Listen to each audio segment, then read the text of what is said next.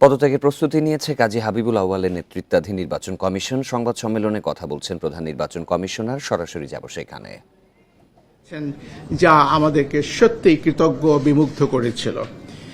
আজকে আমাদের বিদায় লগ্নে আপনারা জানেন দেশে একটা বড় ধরনের জনতার ছাত্র জনতার যে অভ্যুত্থান, এটা আমাদের দেশকে আগামীতে প্রবল সংস্কারের দিকে এগিয়ে নিয়ে আরও সুন্দর একটি বাংলাদেশ সৃষ্টির যে প্রতিশ্রুতি দেওয়া হয়েছে, আমরা সকলেই আশাবাদী সেই স্বপ্ন অচিরেই বাস্তবায়িত হবে। আগামী দিনের বাংলাদেশ সকল বিষয়, প্রশাসন, বিচার, নির্বাচন সবকিছু অনেক সুন্দর হবে। আমি আমার বক্তব্য দীর্ঘায়িত করব না, আমি ছোট একটি বক্তব্য লিখে নিয়ে এসেছিলাম। আপনারা যদি ধৈর্য সহকারে শ্রবণ করেন আমি কৃতার্থ হব। দেশের প্রথম সাংবিধানিক সাধারণ নির্বাচন 1973 সালে অনুষ্ঠিত হয়েছিল। সেই নির্বাচন নিয়েও ছিল অনেক বিতর্ক। 1979 ও 1987 সালের সাধারণ নির্বাচন সামরিক শাসনামলে হয়েছে, ফলাফল নিয়ে ছিল বিতর্ক। 1991 নির্বাচন সম্মত রাজনৈতিক রূপরেখার ভিত্তিতে একটি তত্ত্বাবধায়ক সরকারের অধীনে হয়েছিল। 1996 ও 1901 সালের নির্বাচন সাংবিধানিক নির্দলীয় তত্ত্বাবধায়ক সরকারের অধীনে সূক্ষ্ম বা স্থূল কারচুপির সীমিত সমালোচনা সত্ত্বেও সার্বিকভাবে সুন্দর ও গ্রহণযোগ্য হয়েছিল। 2008 সালে নির্বাচন সেনা সমর্থিত নির্দলীয় তত্ত্বাবধায়ক সরকারের অধীনে অনুষ্ঠিত হয়েছে।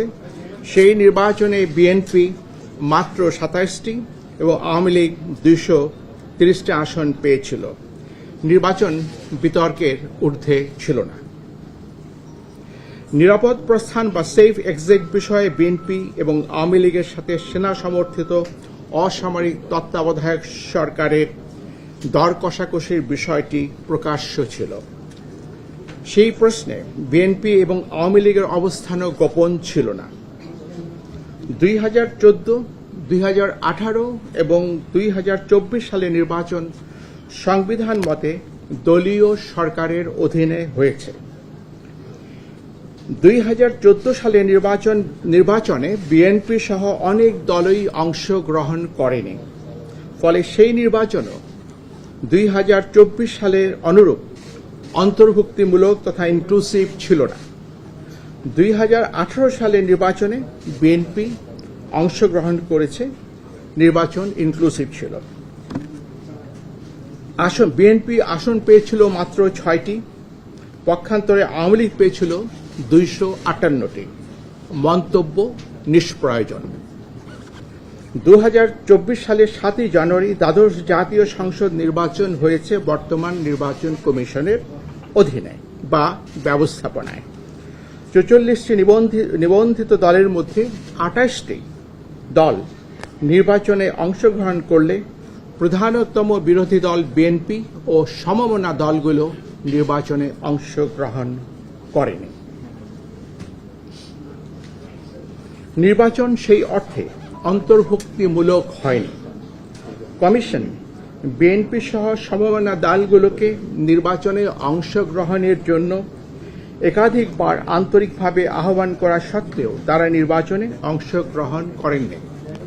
নির্বাচনে অংশগ্রহণ করা বা না করার বিষয়টি একটি রাজনৈতিক দলের নিজস্ব বিষয়। নির্বাচন স্থগিত বা বাতিল করে দেওয়ার মতো কোনো সাংবিধানিক ভিত্তি ছিল না।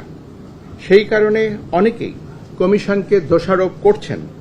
নির্বাচন কখন, কি কারণে, কতদিনের জন্য স্থগিত করা যাবে তাও সংবিধানে সুস্পষ্টভাবে উল্লেখ করা আছে। অতীতে কখনোই কোনো নির্বাচন বাতিল করে দিয়ে কোনো কমিশন পদত্যাগ করেননি। সম্প্রতি ভেঙে দেওয়া সংসদের 299টি আসনে নির্বাচন প্রার্থীদের মধ্যে ব্যক্তিকেন্দ্রিক প্রতিযোগিতার মাধ্যমে হয়েছে, দলের মধ্যে নয়। 299টি আসনে 1969 জন প্রার্থী প্রতিদ্বন্দ্বিতা করেছেন। নির্বাচন নিষ্পন্ন করা অতিশয় কঠিন একটি কর্মযজ্ঞ। নির্বাচন গ্রহণযোগ্য না হওয়ার সকল দোষ ও দায়-দায়িত্ব সকল সময় কেবল নির্বাচন কমিশনের উপর এককভাবে আরোপ করা হয়ে থাকে।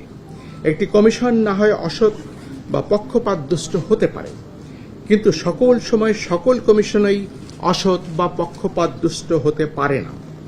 কমিশন বিভিন্ন কারণে নির্ভেজাল গ্রহণযোগ্য নির্বাচন করতে অক্ষম বা অসমর্থ হতে পারে।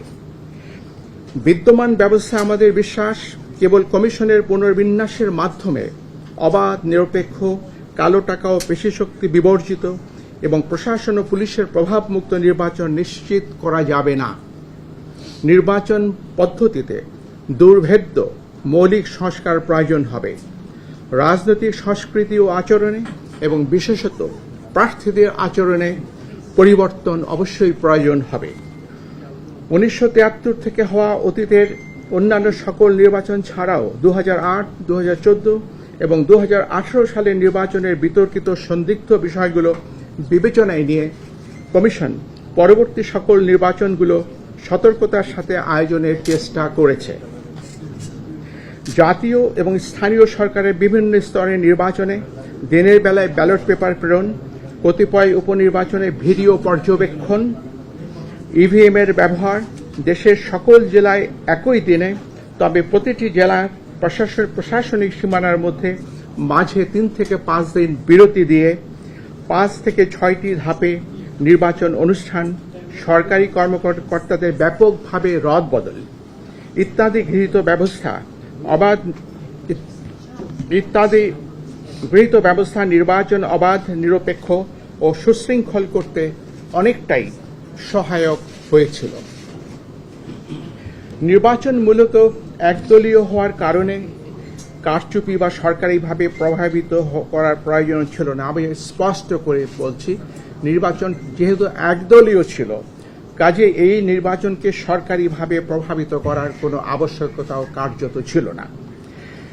নির্বাচন দলের ভেতরেই হয়েছে, মধ্যে হয়নি, উইদিন হয়েছে, বিটুইন হয়নি।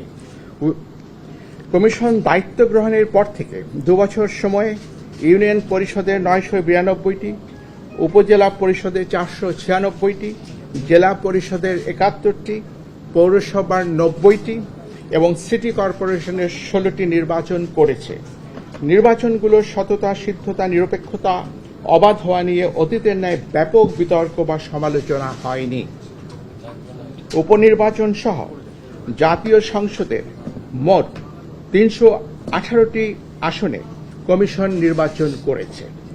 দলীয়ভাবে ইনক্লুসিভ না হওয়ার কারণে নির্বাচন বিতর্কিত হয়েছে, এটি সঠিক এবং যৌক্তিক।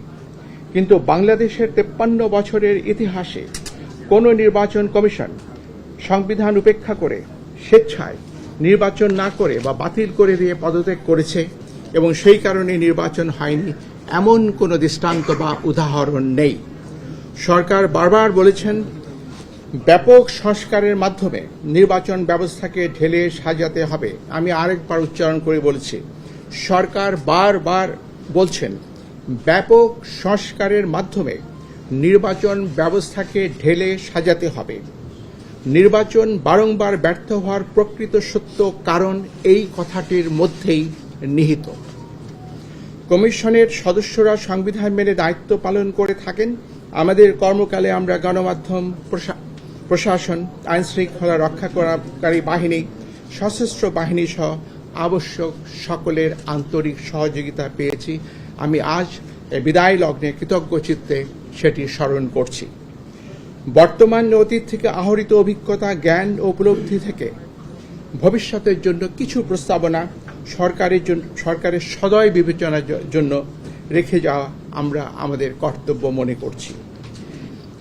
বাংলাদেশের জনগোষ্ঠীর সমরূপতা, হোমোজিনিটি কারণে সংখ্যানুপাতিক প্রতিনিধিত্বমূলক নির্বাচনের জন্য বাংলাদেশ আদর্শ ক্ষেত্র হতে পারে। সেই সাথে নির্বাচন 4 বা 8টি পর্বে, প্রতিটি পর্বের মাঝে 3 থেকে 5 দিনের বিরতি রেখে অনুষ্ঠান করা ব্যবস্থাপনার দিক থেকে সহজ ও সহায়ক হতে পারে। আমাদের প্রবর্তিত অনলাইনে নমিনেশন দাখিল অব্যাহত রেখে নির্বাচন প্রক্রিয়ায় প্রযুক্তির ব্যবহার অপটিমাইজ করতে পারলে আমাদের ধারণায় এটি ভবিষ্যতের জন্য উত্তম হবে। অধিকন্তু প্রতিটি সাধারণ নির্বাচন নির্দলীয় তত্ত্বাবধায়ক সরকারের অধীনে অনুষ্ঠিত হলে উদ্দেশ্য অর্জন আরও সুনিশ্চিত হতে পারে। পরিশেষে আপনাদের অবহিত করতে চাই, আমি সহ মাননীয় কমিশনারগণ দেশের পরিবর্তিত বিরাজিত অবস্থায় পদত্যাগ করতে মনস্থির করেছি। আমরা অদ্যই পদত্যাগপত্র মহামান্য রাষ্ট্রপতির সমীপে উপস্থাপনের নিমিত্ত কমিশনের সচিব মহোদয়ের হাতে দেব। দুজন সদস্য এখানে উপস্থিত নাই, তারাও কি পদত্যাগ করছেন? না,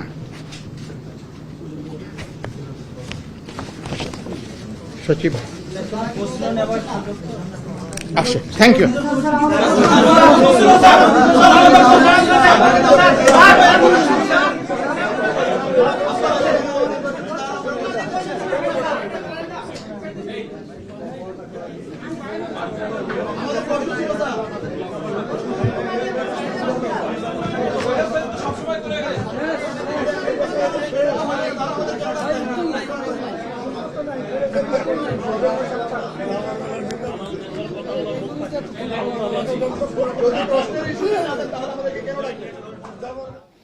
পদত্যাগ করেছেন কাজী হাবিবুল আউয়ালের নেতৃত্বাধীন নির্বাচন কমিশন। আমরা সরাসরি ছিলাম সেখানে।